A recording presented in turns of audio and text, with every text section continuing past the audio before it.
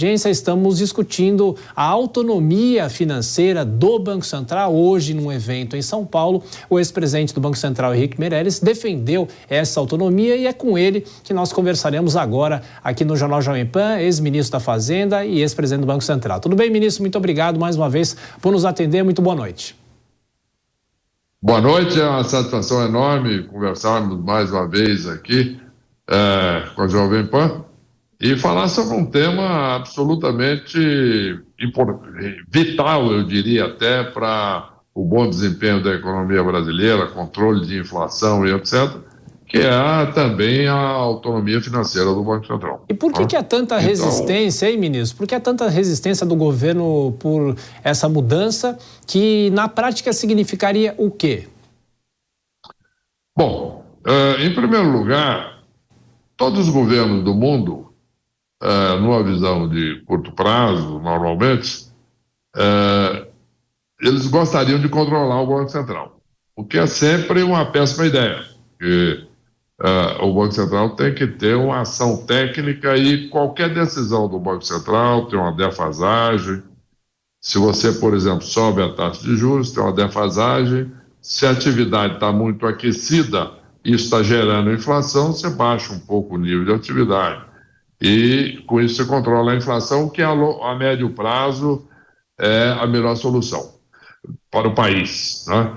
Mas o político muitas vezes fala, não, então baixa a taxa de juros na marra, tal, etc., porque aí vai crescer mais. E ele esquece todas as correlações, não é que esquece, não conhece todas as correlações entre atividade e oferta e demanda, e com um desequilíbrio aí levando a uma pressão inflacionária. Se o Banco Central baixasse mais a taxa de juros e a demanda, isto é, as pessoas querendo comprar mais, etc., porque a inflação subiu e o Banco Central está com a taxa de juros baixa, etc., então isso gera mais inflação. Então, a solução é o Banco Central subir a taxa de juros, moderar um pouco. A classe política não gosta disso, é normal, não são especialistas em política monetária, não conhecem exatamente esse campo, então é absolutamente normal. Portanto, o fato do Banco Central ter autonomia operacional hoje, ser independente, no sentido de que cada diretor, presidente tem um mandato e não pode tirar a qualquer hora, o presidente não pode ir lá e tirar o Roberto Campos Neto, etc., vai nomear um sucessor no final do ano. Então, já é muito poder para o presidente da República, mas tem todo um processo, etc., não pode ser a qualquer momento, aí nomeia o presidente, depois vão outros diretores, todos com mandato. Isso foi uma grande conquista do Brasil, que foi a independência do Banco Central, que deu mandato ao presidente e aos diretores. Agora nós estamos falando de outra coisa, que é o fato de que o Banco Central não tem autonomia financeira. O que significa isso na prática?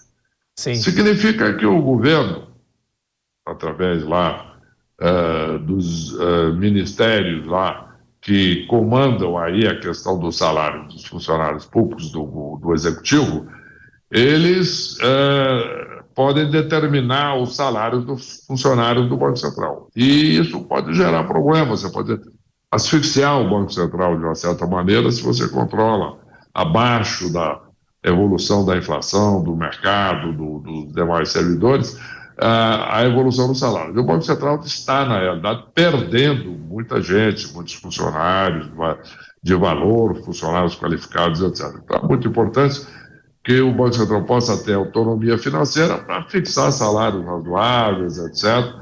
E, nesse aspecto, do ponto de vista prático, Sim. O Banco Central seria como qualquer empresa pública. E, ministro, o senhor sofria muita interferência? Mas não é meramente uma repartição pública. O senhor sofria muita interferência quando exerceu o cargo no Banco Central? A política acaba sendo normal por causa disso? Não, naquela época não havia ainda essa tentativa de controle ali dos salários e etc.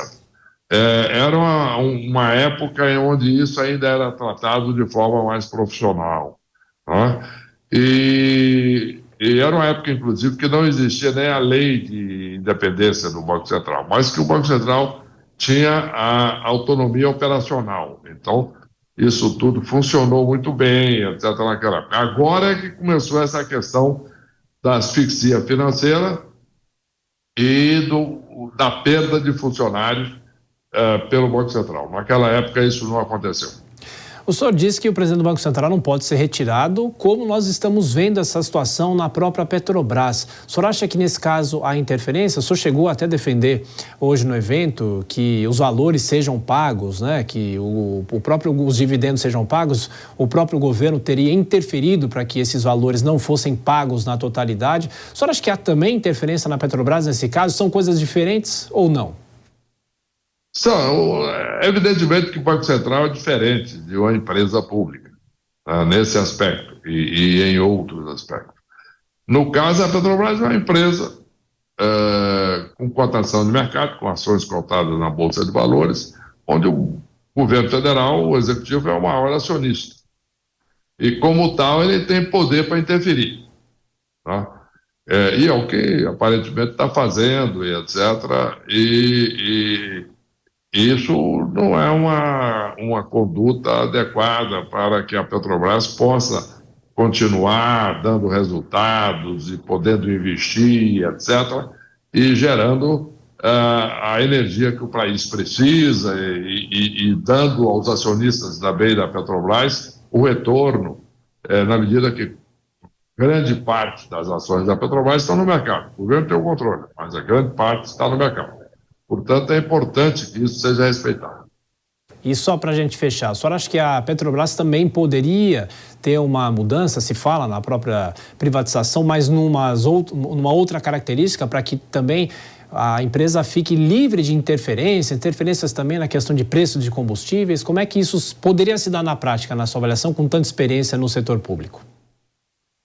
Olha, é um movimento forte que não está na pauta no Brasil, nunca esteve na realidade, que seria, de fato, uma privatização da Petrobras. Né? Seria a Petrobras, de fato, ser uma empresa privada com o governo vendendo no mercado as suas ações de maneira que isso pudesse ser resolvido.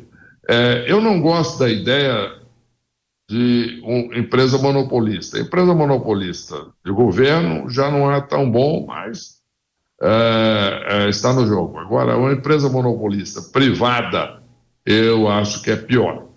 Então, uma alternativa no caso da Petrobras seria, se fosse nessa linha, o que não é o caso, não está na pauta isso, mas se fosse na linha de privatizar e melhorar a gestão, etc., e eliminar questões de interferência, teria que se dividir a empresa em mais de uma, né, 2 ou 3 ou 4, e privatizar as 4, por exemplo, de maneira a que depois elas possam, sendo controladas por grupos diferentes, poder competir entre si e gerar o melhor serviço e o melhor preço, aí sim, por regras racionais.